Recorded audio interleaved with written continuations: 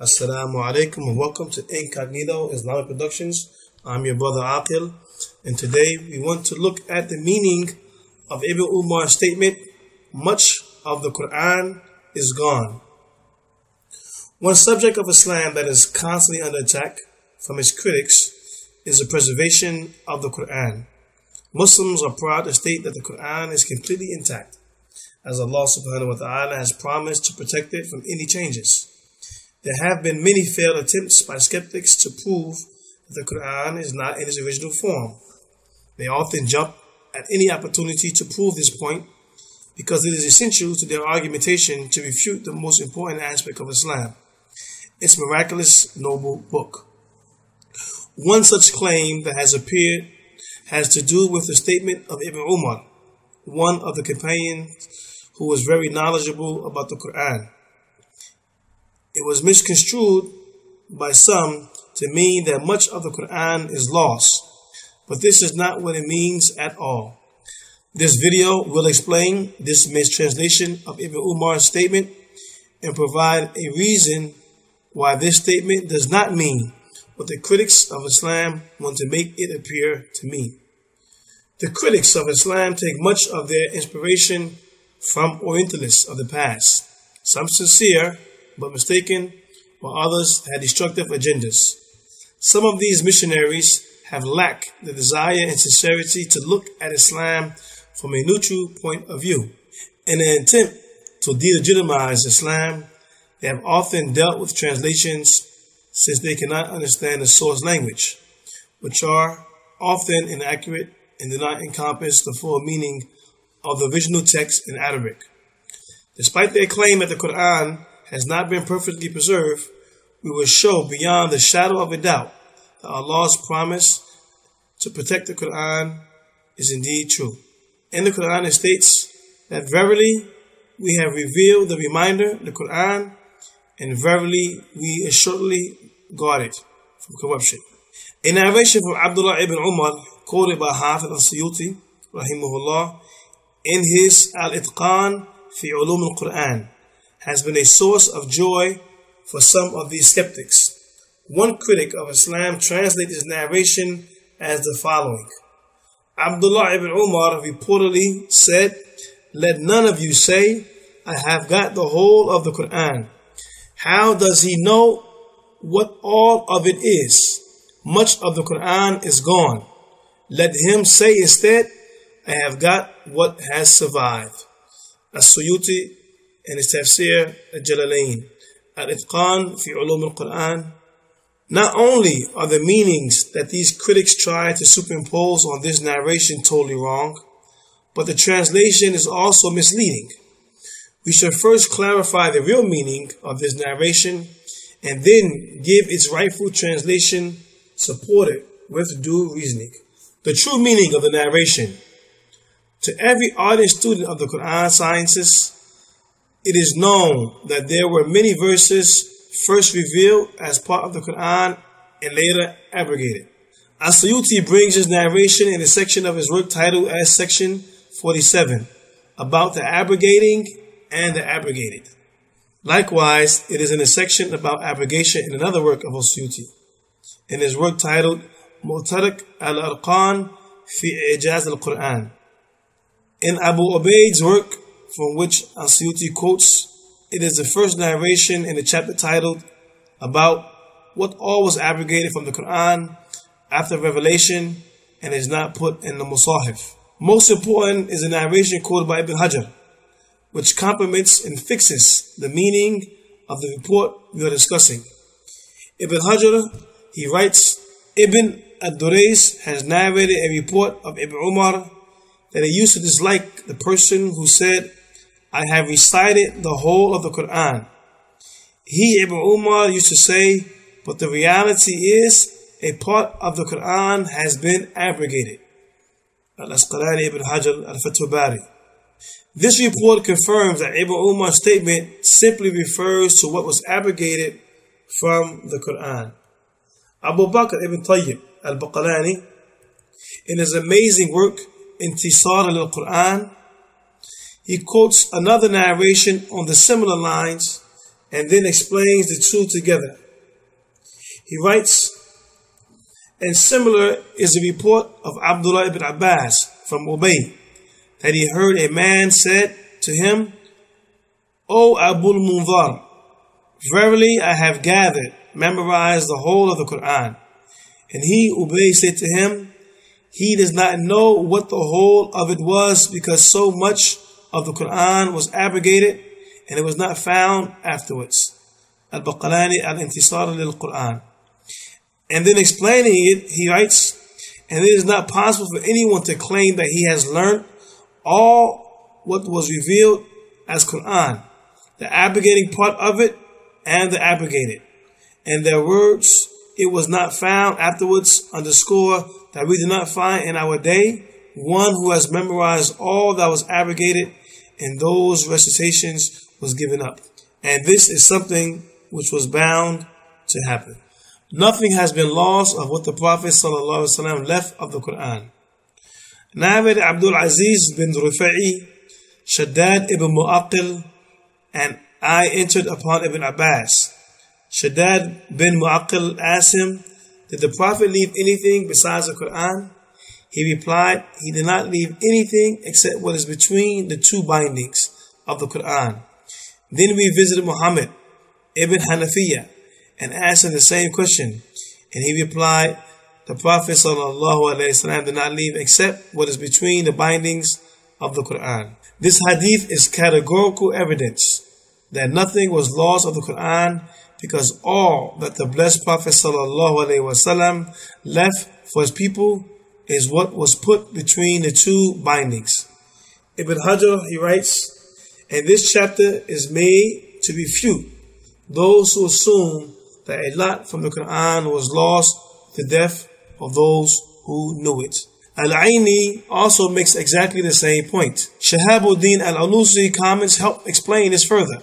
Verily they, the people of Sunnah, have agreed on there being no loss in the Qur'an, as is continuously reported, like we today find between the two bindings. Yes, during the time of Abu Bakr as-Siddiq, the part which was not reported continuously and was rather abrogated was dropped out from the official Mus'haf. And to this relates that which is reported by Abu Ubayd from Ibn Umar, who said, none of you should say that he has taken the whole of the Qur'an. How could he know what all of it was? A lot of the Qur'an has passed him by. Let him say instead, I have taken of the Qur'an that which became apparent. The above mentioned narration of Sahih Bukhari is very significant. One of the two who said the Prophet ﷺ left nothing except what is between the two bindings was Ibn Abbas. And in the narration quoted by Al-Baqalani, we find him reporting and listening to the comment of his teacher Ubay ibn Ka'b, which is the same as that of Ibn Umar. Connecting the dots, we make out that he understood Ubay did not mean to say that some part of the Qur'an that the Prophet ﷺ had left for the Ummah might have been missed and cannot be found anymore by the person claiming to have memorized the whole of it. Rather, it shows that Ibn Abbas fully knew that what Ubay referred to was something exclusive to what the Prophet ﷺ had left for the Ummah as eternal guidance. And we have already seen that the narration of Ibn Umar quoted by Ibn Hajar al-Asqalani on authority of Abu Durais makes the same point very plainly. Another significant observation about Bukhari's narration is that the two who testified for the Quranic preservation are Ibn Abbas and the cousin of Ali ibn Abi Talib and Muhammad ibn al-Hanafiya, the son of Ali ibn Abi Talib. Their testimony is quite sufficient to lay to rest any arguments by some extreme Shiites who say the Quran was tampered with to remove verses in favor of Ali. Had this been the case, these two close relatives of Ali would have not failed to make a mention of it. Two objections answered and clarified. Having explained the narration, let us now turn to two possible questions. Why did Ibn Umar refer to the abrogated verses as the Qur'an? Before finding the answer to this question, let us have another look at the narration of Ibn Durais. Ibn Umar used to dislike the person who said, I have recited the whole of the Qur'an. He, Ibn Umar, used to say, but the reality is, a part of the Qur'an has been abrogated. Very much like our explanation to the narration we are discussing, this report shows that Ibn Umar referred to the abrogated verses as the Qur'an. With the clarity in its last words, this narration takes away all the rhetoric, power of the question, and reduces it to a mere query, having no ability whatsoever to cast doubts on the validity of the explanation offered. Dr. Sa'ad ibn Abdullah al-Humayyid comments on this narration in his research of Sunan Sa'id ibn Mansur. And it appears from the words of Ibn Umar that in his opinion even the abrogated verses could also be called Qur'an after they are being abrogated, or they could be so called by the way they once were. This is understandable given the fact that Qur'an is nothing but the words of Allah, and abrogated verses, although they are not required to be followed, were nevertheless revealed due to their divine origin. In this regard, there is one important difference between Ibn Umar and the people of later generations like us. As there is no authority of continuous mutawatir reports, we cannot be as certain as him about some abrogated words once being a part of the Qur'an. We may, however, refer to them as such for academic purposes on the basis of lesser proofs. However, for Ibn Umar, this was not the condition, as he must have listened to some verses from the Prophet ﷺ in person, for which he later learned that they were abrogated. Therefore, he was particular about the words that emanated from the Almighty as part of the Qur'an, though abrogated afterwards. Furthermore, it also has an indication of an attitude of extreme care on such matters that involve goodness on one part, because this can in a way lead to self-glorification. One might see it akin to the following hadith. Narrated Abu Bakr, the Prophet ﷺ, he said, one of you should not say, I fasted the whole of Ramadan, and I prayed during the night in the whole of Ramadan. I do not know whether he disliked the self-praise, or he, the narrator, said he must have slept a little and taken rest.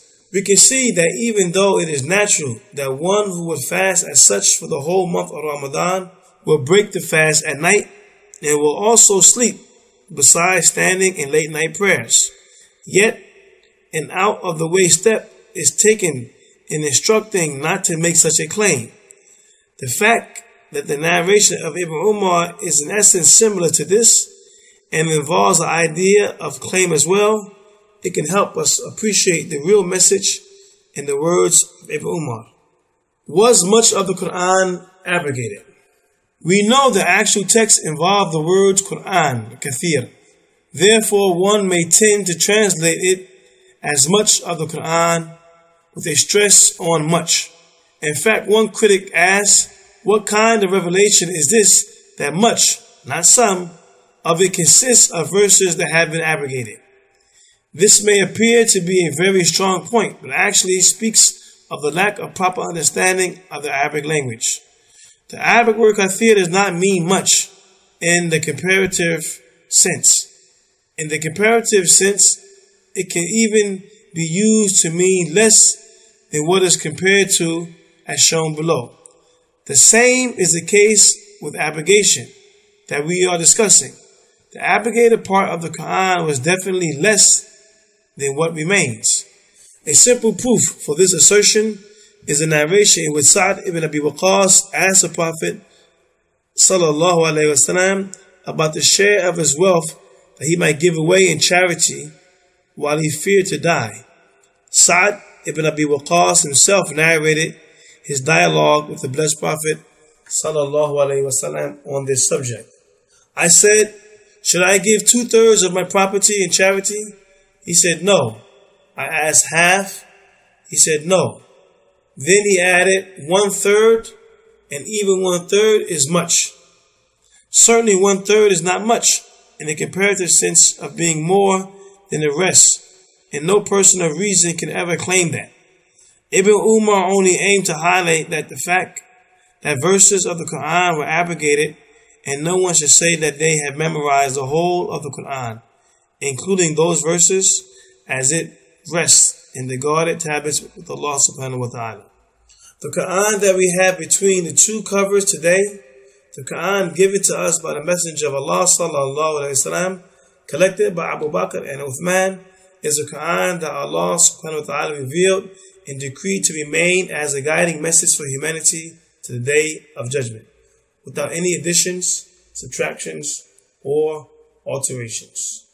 To summarize and conclude, Ibn Umar only referred to the abrogated part of the Qur'an, and his comment in no way suggests of even a single letter of the Qur'an being lost. Ibn Umar's other narration, quoted by Ibn Hajar al-Asqalani on authority of Ibn Durais, plainly establishes his meaning. Abu Ubaid and As-Suyuti have both placed the narration in the section about abrogated verses, which shows that they also understood it likewise. Comments of Al-Baqalani and Al-Ulusi also support the same. The word kafir does not mean much in a comparative sense. The rightful translation of the meaning of this narration is the following. Ibn Umar, he said, none of you should say that he has taken the whole of the Qur'an. How could he know what all of it was before some of it being abrogated? Substantial parts of the Qur'an has passed by him due to abrogation. Let him say instead, I have taken of the Qur'an that which remained and became apparent after abrogation.